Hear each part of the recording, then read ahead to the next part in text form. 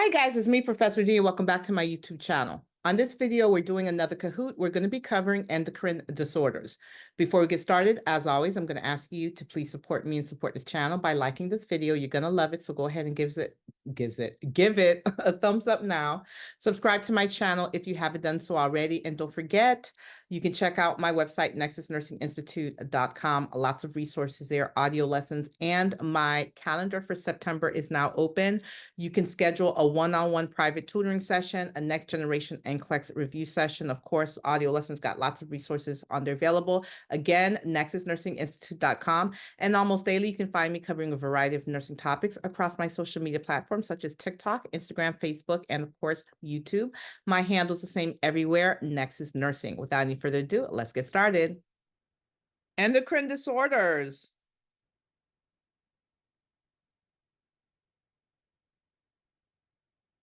Okay, which order is going to take priority? So here's what's going on with your patient. Blood pressure is 180 over 105. Their pulse is 130. They have a 10-pound weight loss. Their hair is thinning. They're exhibiting tremors. You're seeing increased appetite and hypertonic reflexes. What are you going to do first? Obtain a 12-lead ECG, give propranolol, give PTU, or obtain labs including TSH, T3, T4, cardiac enzymes.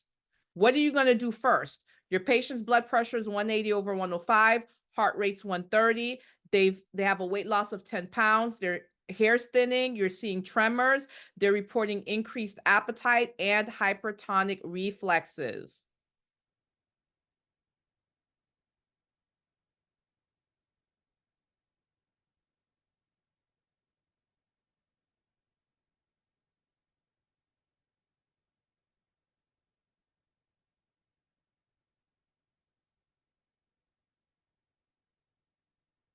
Very good.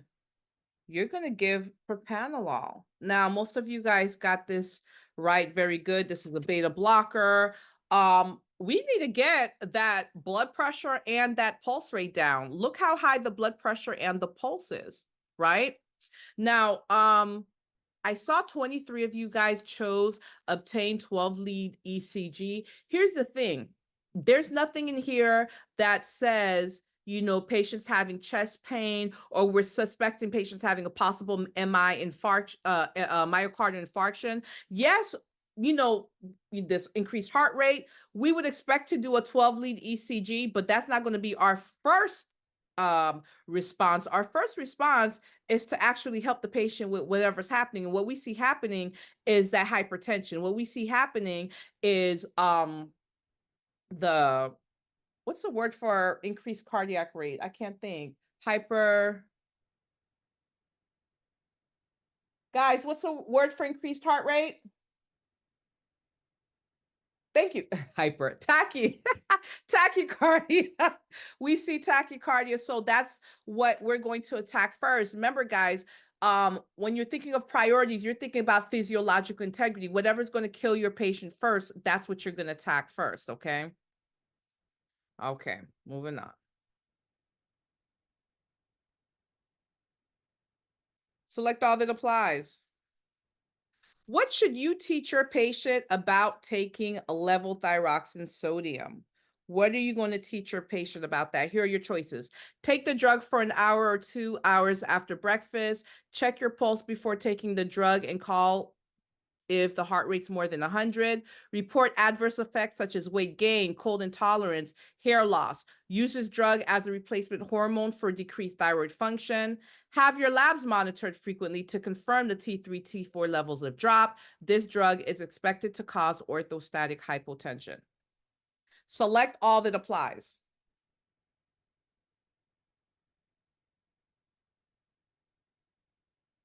Oh, I forgot something. I'll be right back, guys.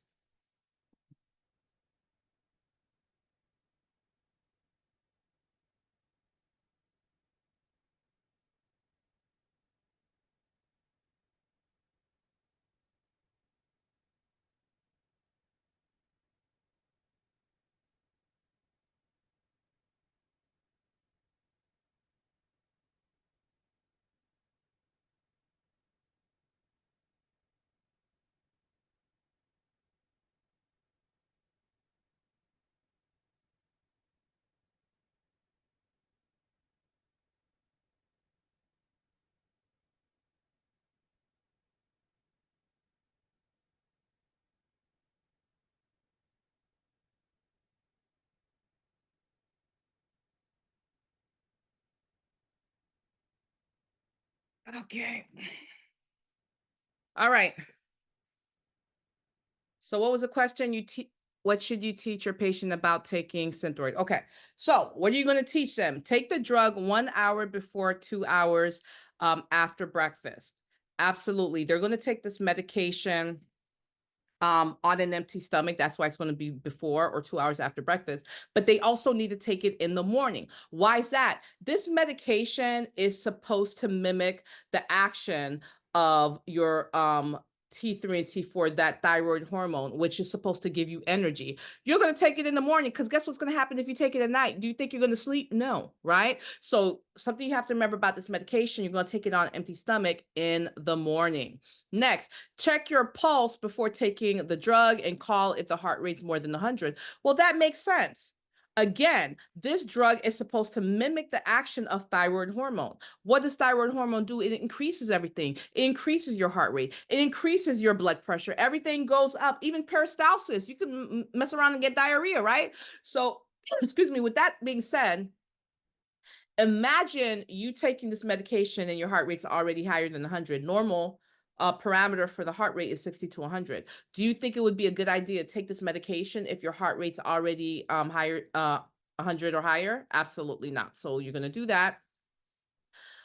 Use this drug as a replacement hormone for decreased thyroid function. Absolutely. Maybe the patient had a thyroidectomy.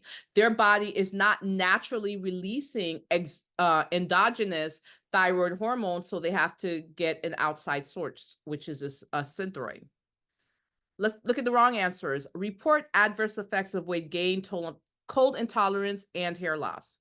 Those are not adverse effects of Synthroid. And I can't, 43 of you guys chose that as an answer. Synthroid, if anything, remember I told you, speeds everything up. It speeds up your metabolism. This patient would what? Be losing weight. They would have heat intolerance, right? So that's not it. The next answer choice, have your labs monitored frequently to confirm T3 and T levels have dropped. We want the T3 and T levels to do what? Be increased. That's why they're taking the thyroid replacement. We expect the T3 and T4 to go up while we expect the TSH, which is thyroid stimulated hormone, to go down. Why? The more T3 and T4 that you have, the less TSH that you need. So T3, T4 up, TSH down. And last is drugs expected to cause orthostatic hypotension. Nope. If anything, it may cause hypertension, which is an adverse effect that we have to watch out for. How are you guys doing on the live? Nanny, thank you for sharing the live. Thank you. All right, your patient just had a thyroidectomy. What drug should you give first? Here are the labs. Sodium's 138, potassium's 3.4, calcium's 5, hemoglobin's 11, CO2's 35, bicarb's 23. What are you going to do? Are you going to give K-Dur? Are you going to give calcium gluconate? Are you going to give dolacitron? Or are you going to give levothyroxine? What are you going to do?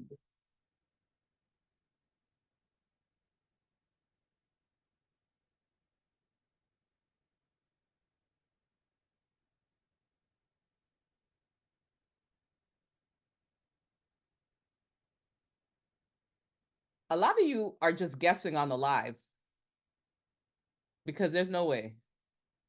I'm seeing what I'm seeing right now. Okay.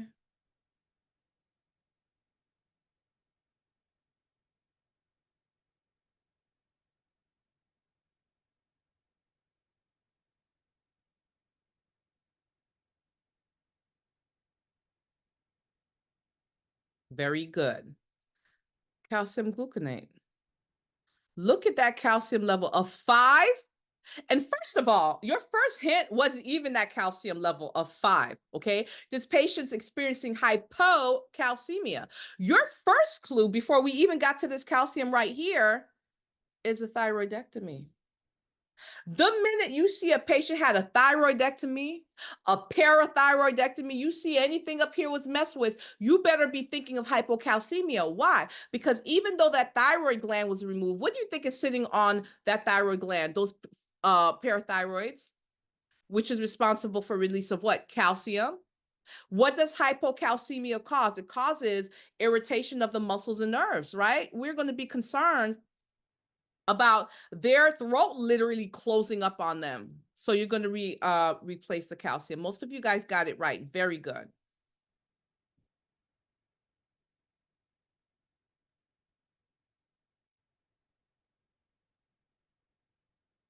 All right, which findings should cause you to suspect that your patient's levothyroxine level is too low? What would make you suspect their levels too low? Here's your choices: increased hunger, decreased sweating, apathy, fatigue, alertness, slowed mental processing. What would make you think that your patient's thyroid levels are too low? Select all that apply.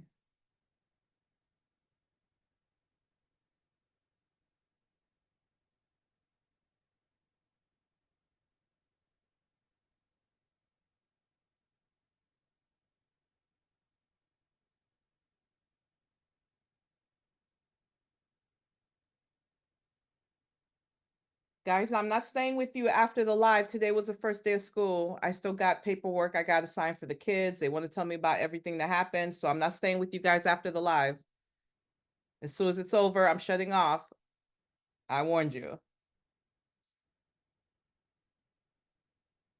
All right, so let's talk about it. If your patient's thyroid level's too low, remember how I told you thyroid hormone, it increases everything. It's going to give you energy. It's going to increase your metabolism, right? Everything's up. If the thyroid hormone is low, you'll see the opposite, everything down. I want you to think of, I'm probably aging myself because I don't know if Winnie the Pooh is still a thing, but if it is still a thing and you know what I'm talking about, you remember Eeyore from Winnie the Pooh? He was the donkey and he was always down. Never had a good day. He was so slow. That is hypothyroidism. Everything slows down. Your thyroid levels are low. So you're going to have decreased sweating, apathy, where you could care less, you're not happy, you're not sad, you're just blah, fatigue, and slowed mental processing. Respirations go down, heart rate go down, thinking go down, even peristalsis goes down. That's why you're at risk for constipation.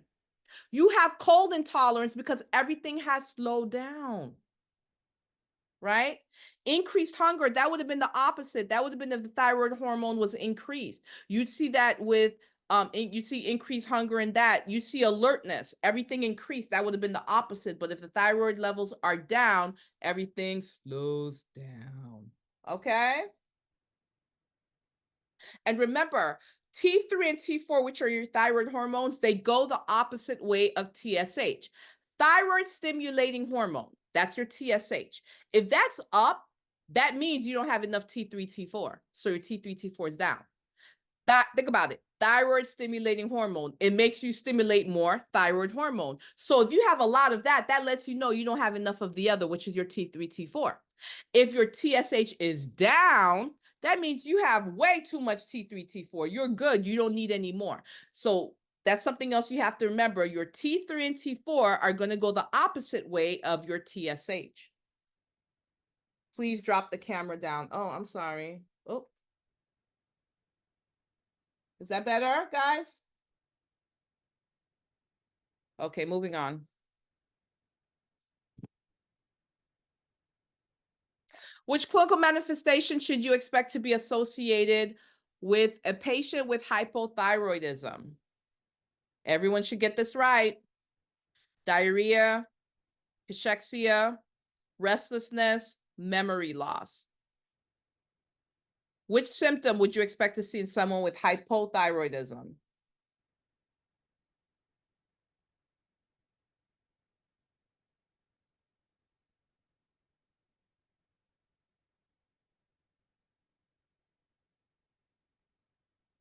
Very good. Memory loss.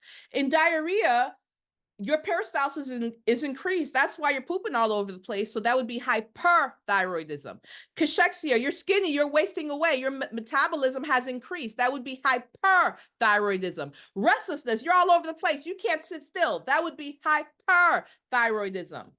But memory loss, lethargy, confusion, that brain just slowing down, that would be hypothyroidism. All right, you're teaching a female patient about radioactive iodine therapy. Which precautions should be included?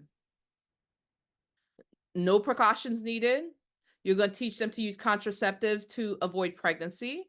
You're going to teach them that they have to continue anti-thyroid meds for 6 to 12 months after the treatment's complete. You're going to teach them they must continue anti-thyroid meds for 12 to 18 months after treatment is complete.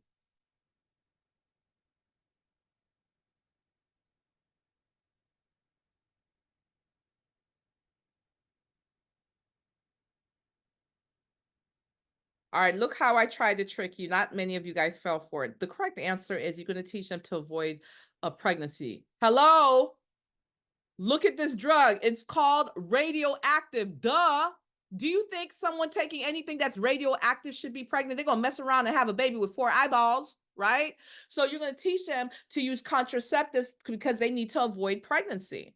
So there's definitely teaching that's associated. And by the way, they usually will take anti-thyroid meds about 4 to 6 months, even after that thyroidectomy, because there's still some thyroid hormone left in their body. So they'll take that maybe 4 to 6 months, but not 6 to 12, definitely not 12 to 18.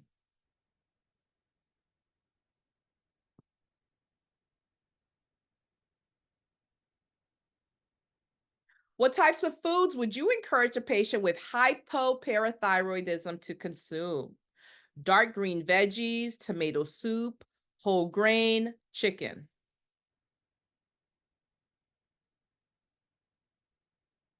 What types of foods would you encourage the patients with hypoparathyroidism to consume?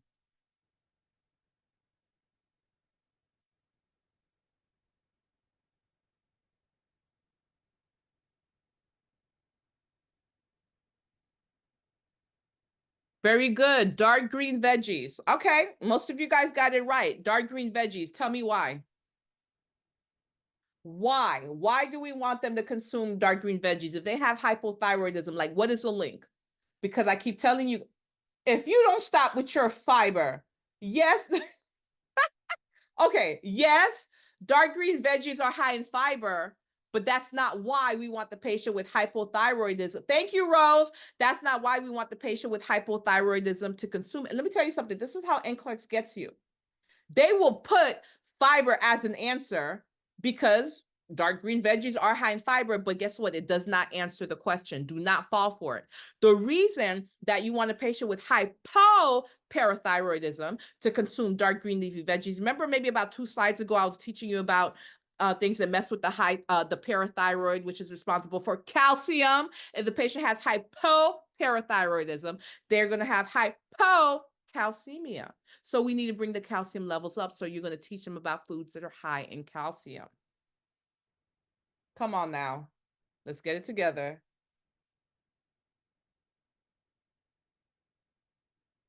Good guess, though. Your patient with Cushing's was admitted weighing 190 pounds. After treatment, the patient weighed 179 pounds. How many mLs of weight was lost? How many mLs of weight was lost? Okay.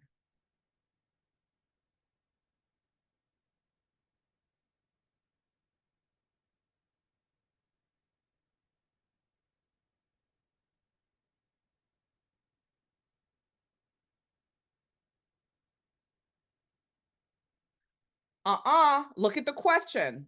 Patient weighed 190 pounds. After treatment, they weighed 179 pounds. How many mLs, how many milliliters of weight loss was lost? Really? You think the question was going to be that easy?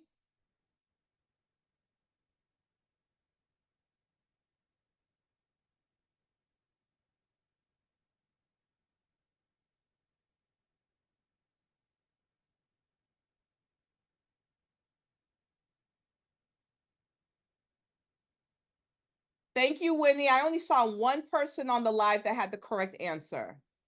Winnie Brown, 891. Good job. Okay, Jesse had the answer. Two people. Two people. Everyone talk about 11 pounds. I didn't ask you about no pounds. I asked you about mLs. Remember, for every pound, that's 1 liter, which is what? 1,000 mLs. You guys have to know this. You have to know your conversions, guys. All right, moving on. Let me see what the other answers were. 11, 4, 5, 300. Oh, you guys are crazy.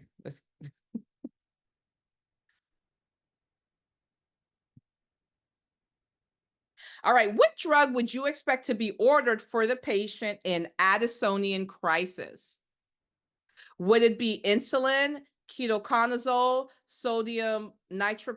I can't even pronounce that drug, but you see it, and hydrocortisone. Your patient is an Addisonian crisis. So think about Addison's disease times 1,000. Addison's disease on steroids. This is what's happening to the patient. What drug would you expect to give to them?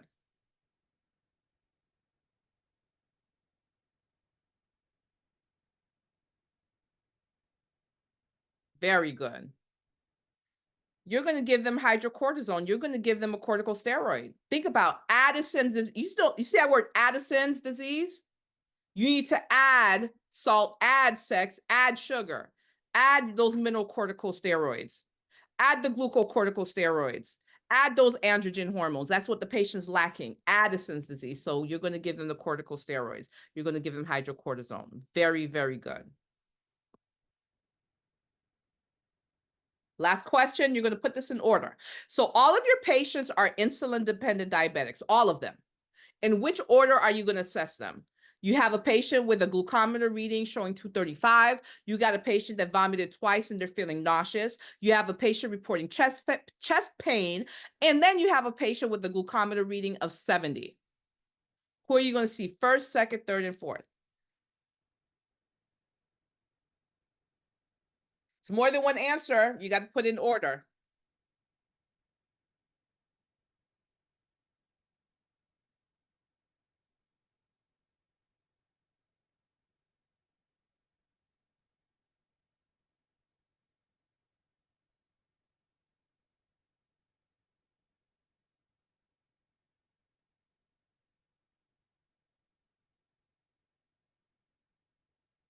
You just killed your patient, Jen.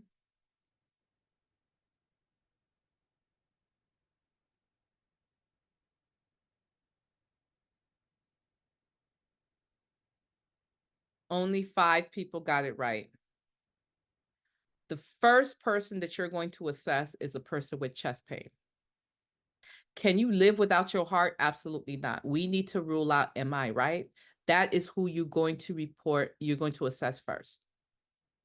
Next, that person that's already vomited twice and they're feeling nauseous. We have a diabetic patient that's already vomited twice. So something's actively going on with them and they're nauseous, which means they may vomit a third time.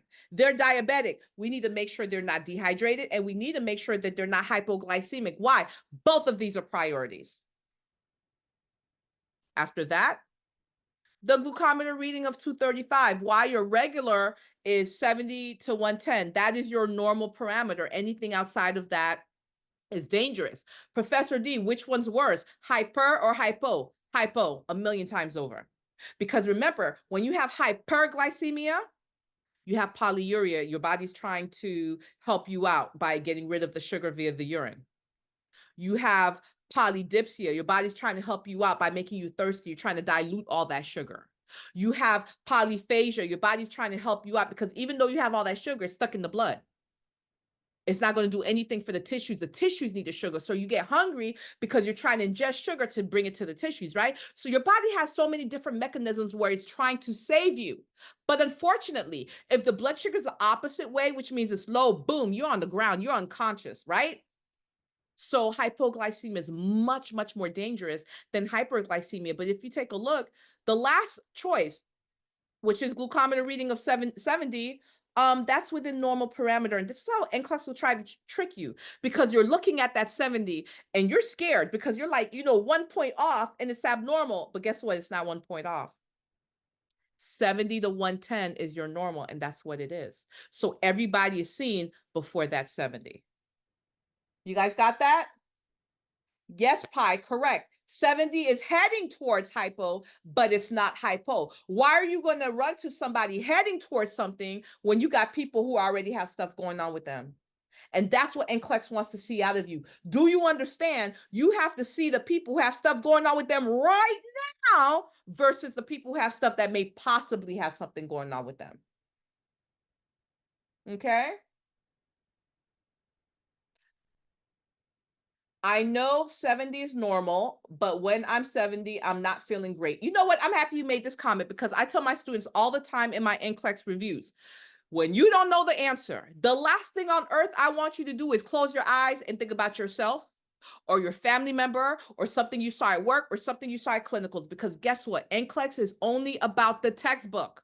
It is not about real world. So even though when you're 70, you feel like you want to die, not NCLEX. You have to go by the textbook, because if you go by anything else, you're setting yourself up for failure. So that was a great comment. Thank you for that. All right. That is it, guys. That's it for this Kahoot. Let's see how you did.